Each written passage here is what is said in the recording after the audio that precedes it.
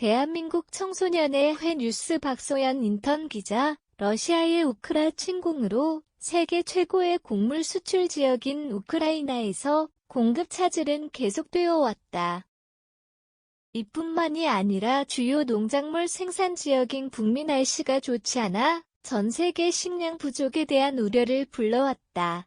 유엔은 전쟁의 영향으로 전 세계 약 5천만 명이 심각한 굶주림에 직면했다고 경고했으며 곡물 가격 또한 폭등하는 등 세계 식량 시장에는 혼란이 계속되었다.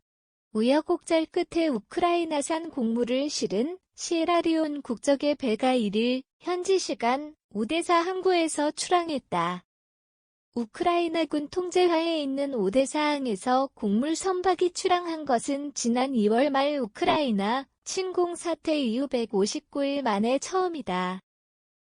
튀르키예 국방부는 우크라이나 옥수수를 실은 화물선 라조니오가 레바논을 향해 출발했다고 발표했으며 2일 이스탄불에 도착할 예정이라 전했다. 현지 시각 1일 AFP 통신 등에 따르면 유엔은 공식 성명에서 사무총장은 해당 선박이 합의된 이니셔티브에 따라 출항하는 많은 상선 중 첫 선박이 되기를 바라고 있다며 전 세계 식량 안보의 안정을 가져다 주었으면 하는 바람을 전했다.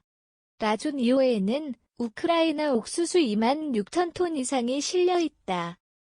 앞서 러시아와 우크라이나는 튀르키예 및 유엔의 중재로 흑해 항구에서의 곡물 수출을 재개할 것을 합의한 적이 있다.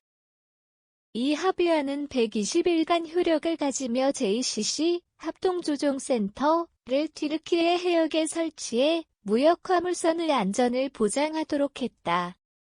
JCC에서는 선박 내부에 무기가 실려 있지는 않은지 수색함과 동시에 무인한 공기와 위성 영상을 꼼꼼히 모니터링하고 있다. 합의안 체결 후 러시아가 하루 만에 오데사에 공격을 가하면서 협정이 파기되는 것이 아니냐는 의견이 나오기도 했다. 러시아는 이 공격은 군사시설을 타겟으로 했으며 협정과는 일절 관련이 없다고 밝혔다. 라조니오의 소식이 전해지자 세계 식량난에 어느 정도 숨통이 트일 것이라는 관측이 다수 제기되었으며 실제로 밀이나 옥수수 등 곡물 가격도 안정세를 되찾았다.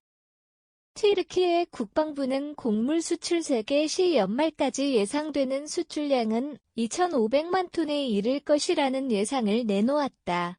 그러나 우크라이나가 곡물 수출을 재개했음에도 불구하고 식량 공급난에 대한 우려는 지속될 것으로 전망된다. 우크라이나의 올해 곡물 수확량은 평년의 절반밖에 되지 않는다. 월스트리트저널은 현지 시간 31일 글로벌 곡물 기업들이 식량 수급 문제가 해결되지 않을 것이라고 예상했다고 보도했다.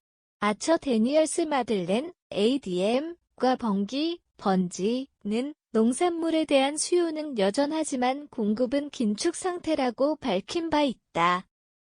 곡물 수출 재개에 따라 단기적으로 곡물 가격이 하락할 수는 있으나 공급 압박은 여전히 존재하기 때문에 상황 개선에 큰 도움이 될 것으로 보이지 않는다는 것이다. 후안 루시아노 ADM 최고 경영자는 공급을 충족하기 위해서는 북미 및 남미에서 앞으로 2년간 높은 수준의 수확을 거둘 필요가 있다고 말했다. 이브라임 칼린 튀르키예 대통령실은 언론 인터뷰에서 이번 협정이 전쟁 상황이 긍정적인 방향으로 나아갈 수도 있을 것이라는 가능성을 내비친 바 있다.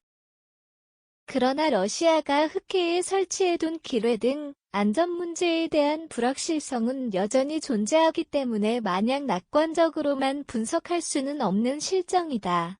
또 러시아에 가해지는 서방의 제재 또한 언제든지 변수로 작용될 수 있다. 이번 곡물 수출 재개 협정이 포로 교환 휴전 또는 러시아와 우크라이나 간 평화 협상으로까지 이어질 것인지 아니면 협정만 유지한 채 지금과 같은 확전 분위기가 계속될 것인지에 대한 귀추가 주목된다.